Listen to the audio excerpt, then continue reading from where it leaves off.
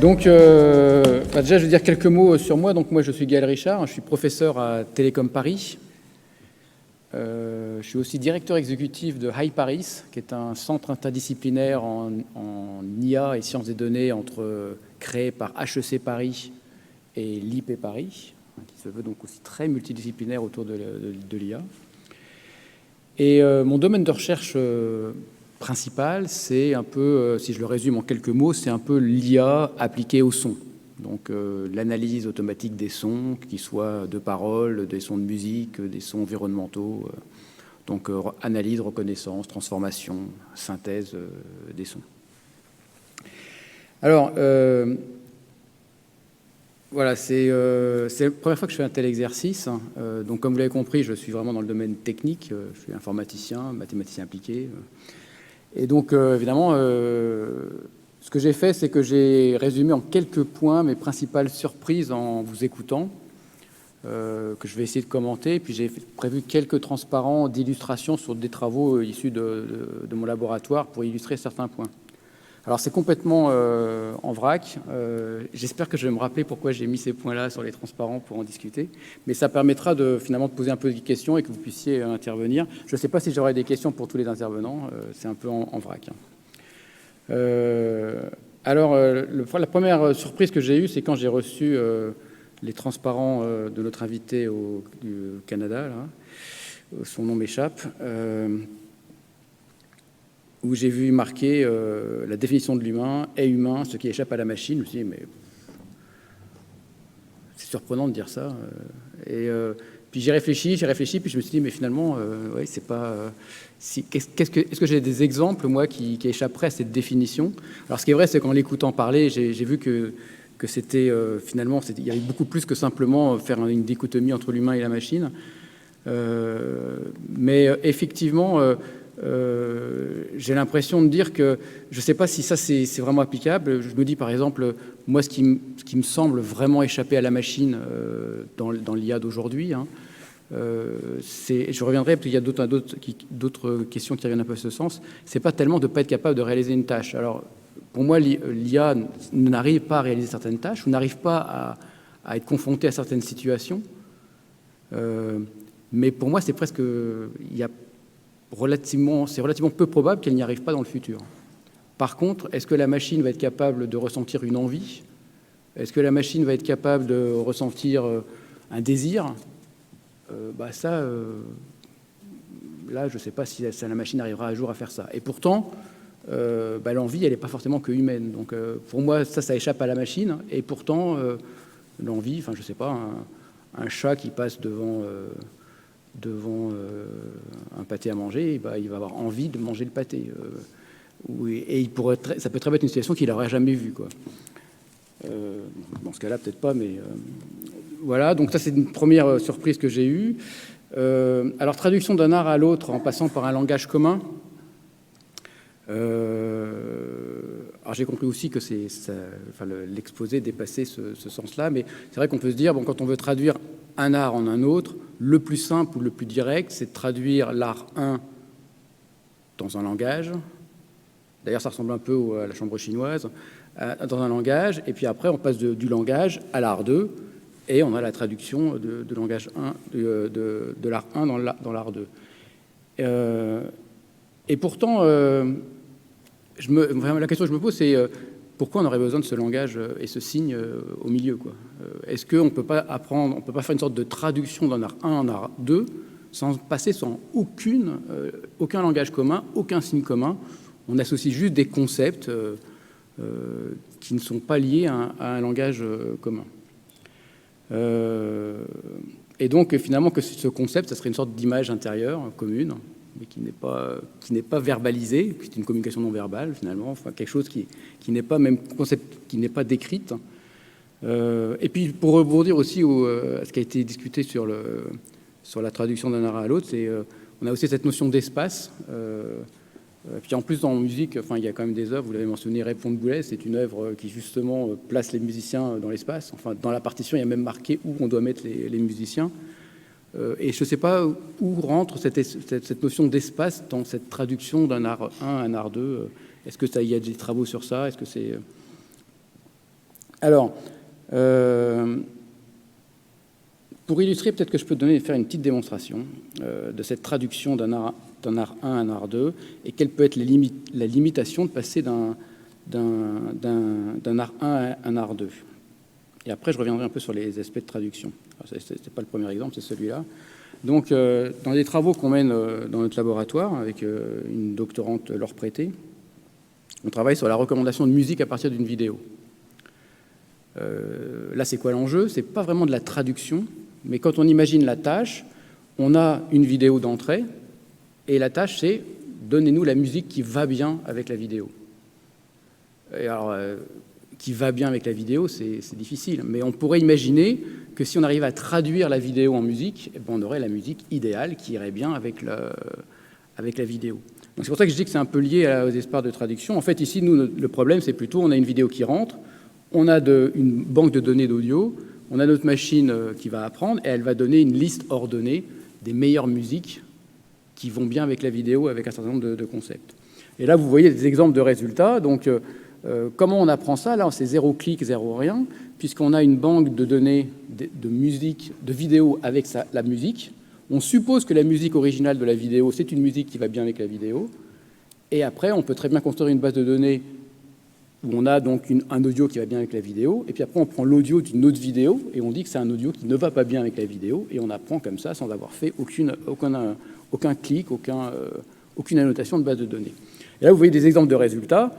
Et on s'aperçoit que finalement, le système, qu'est-ce qu'il apprend? On le voit assez bien ici, c'est que quand on rentre une vidéo d'entrée, c'est une vidéo où la musique qui est jouée dessus est du hard rock. Et les premiers exemples qui sont retournés par le système, ce sont des musiques qui sont proches de la musique de la vidéo originale, donc du hard rock. Et là, vous voyez les images qui correspondent à la vidéo correspondante, mais c'est bien la musique qu'on a en retour. Et de même pour le deuxième exemple ici, même si ça marche, évidemment, il y a des limites, hein, c'est pas parfait, hein, il y a des erreurs. Et donc là, les questions qu'effectivement je posais, c'est est-ce qu'on peut dire que la musique qui a été trouvée a la même représentation interne ou à une image interne commune? Ben, moi, je pense pas.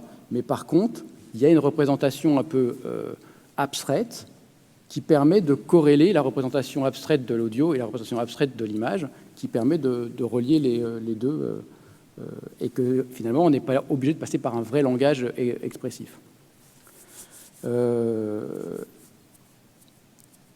Et alors, on pourrait aussi dire, est-ce que la machine, elle peut comprendre le langage des vidéos, des vidéos musicales?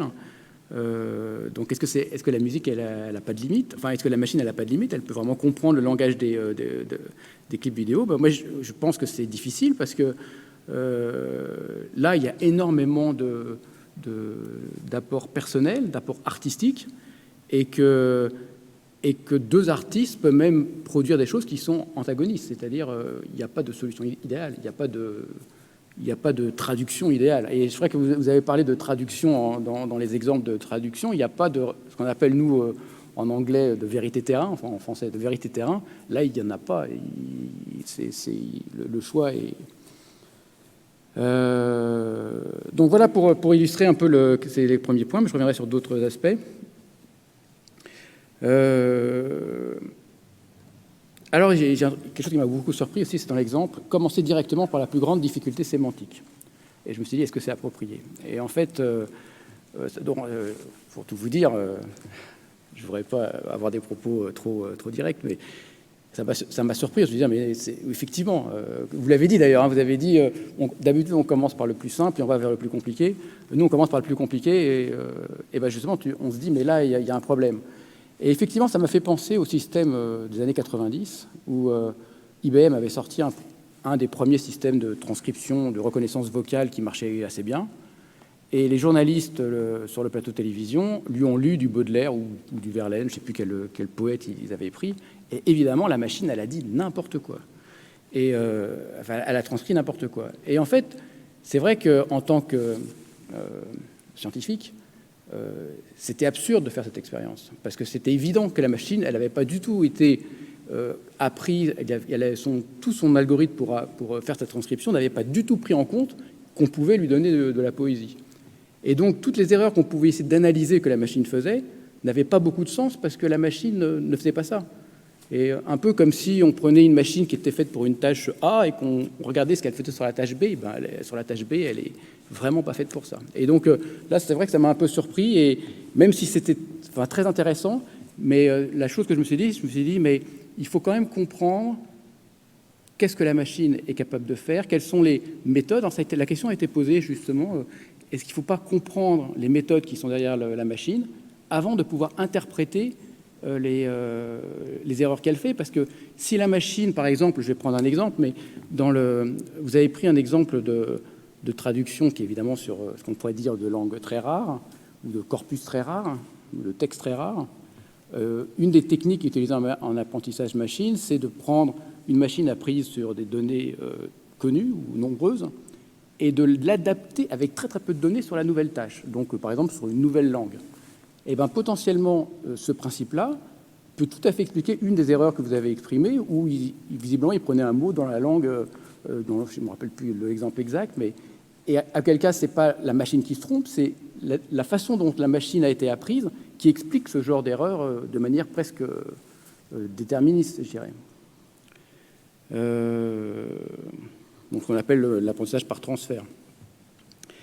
Alors, il y a une autre chose également dans la traduction. Alors voilà, je voulais vous faire donc une petite illustration, là, encore une nouvelle fois, avant de continuer.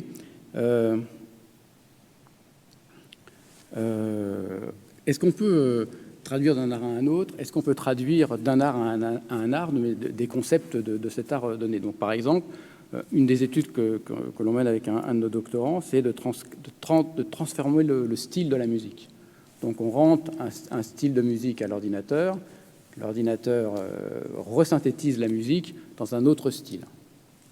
Donc là, l'idée, c'est, si vous voyez un peu le système ici, c'est que vous avez une partition, donc on rentre une partition de musique qui est du jazz swing, on apprend ce qu'on appelle le contenu de cette musique. Alors le contenu ici, c'est les notes et les accords, mais ça pourrait être autre chose, hein, mais là, le contenu, c'est les notes et les accords.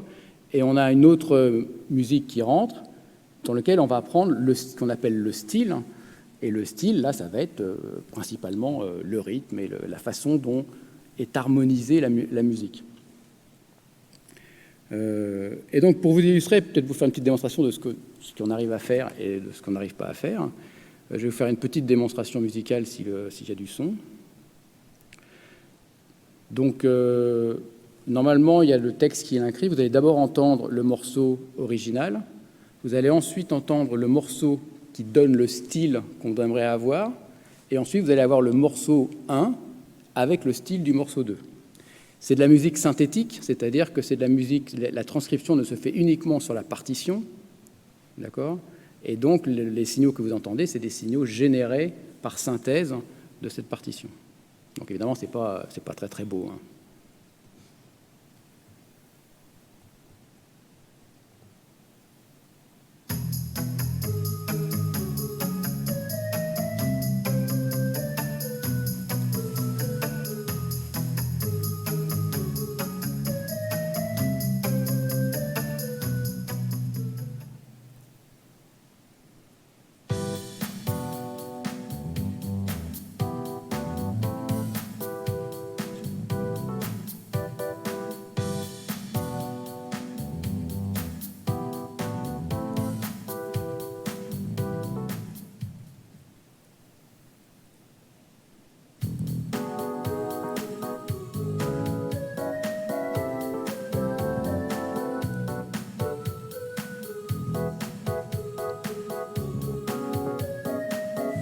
Il n'y a que l'accompagnement qui est régénéré, hein. Donc ce qu'on voit, c'est qu'effectivement, la machine arrive à capturer quelques aspects du style de cible. Mais bien sûr, là, en plus, ça ne marche que sur la partition et pas sur la musique directe. Mais elle n'intègre pas de règles au niveau ou même de concepts au niveau. On n'est pas capable de dire la machine a fait ça comme transcription en estimant qu'elle a exploité telle règle. Par contre, on s'aperçoit qu'elle arrive à extraire un certain nombre de concepts qui sont plus caractéristiques du style cible, avec un seul exemple du morceau cible. Donc c'est ça qui est aussi intéressant, c'est qu'il y a un seul exemple du style cible. Alors je ne sais pas combien de temps j'ai parlé là et quand est-ce que je passe la parole à mes... ça va pour l'instant?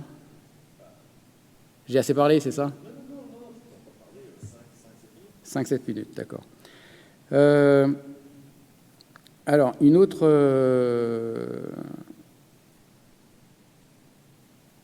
voilà, donc si j'ai un peu de temps, je reparlerai de la traduction dépendant du contexte, parce que j'ai aussi un exemple illustratif.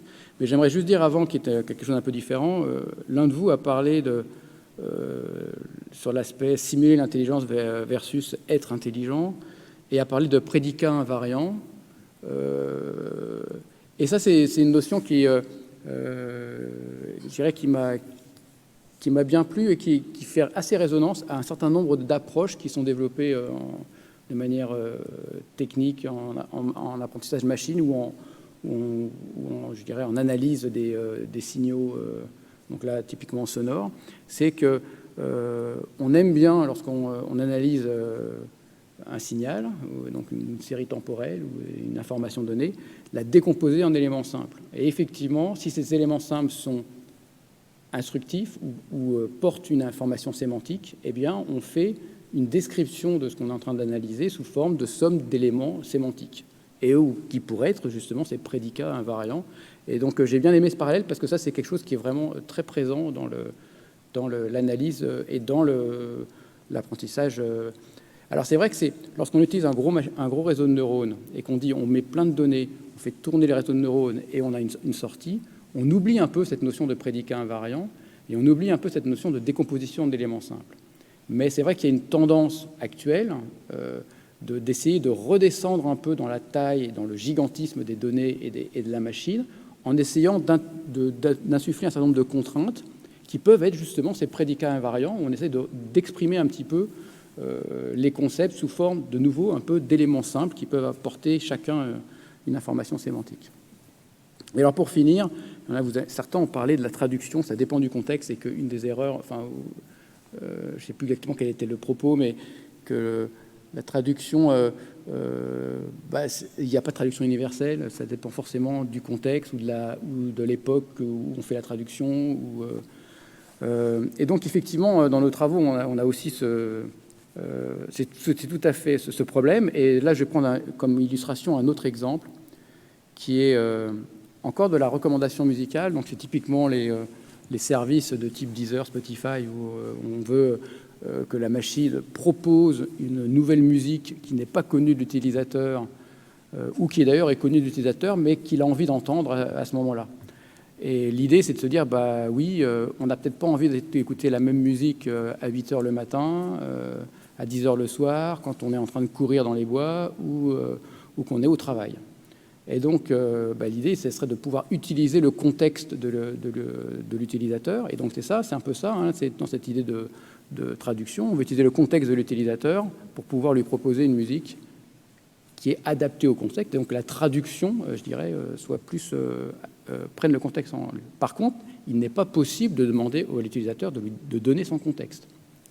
Donc, il faut, d'une manière ou d'une autre, trouver un moyen de trouver le contexte sans explicitement passer par la case « le contexte de l'utilisateur, c'est ça, il fait ça, et donc je lui propose cette musique ». Mais qu'on est comme si on avait le contexte sans l'avoir, et sans le décrire, et sans vraiment reconnaître le contexte.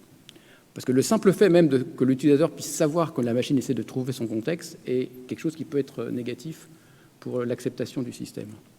Et donc là, typiquement, la façon de faire, c'est effectivement d'apprendre une meilleure recommandation en ayant une sorte de case contexte, qui est une catégorie tout à fait floue, mais qui va jouer le rôle de catégoriser les recommandations en fonction de cette donnée floue qui n'est pas annotée et qui est simplement induite par la machine.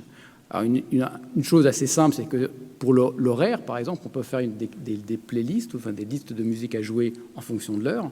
Et là, on a l'information l'utilisateur, il la donne au système, parce que le système, il sait à quel moment l'utilisateur a demandé à écouter de la musique.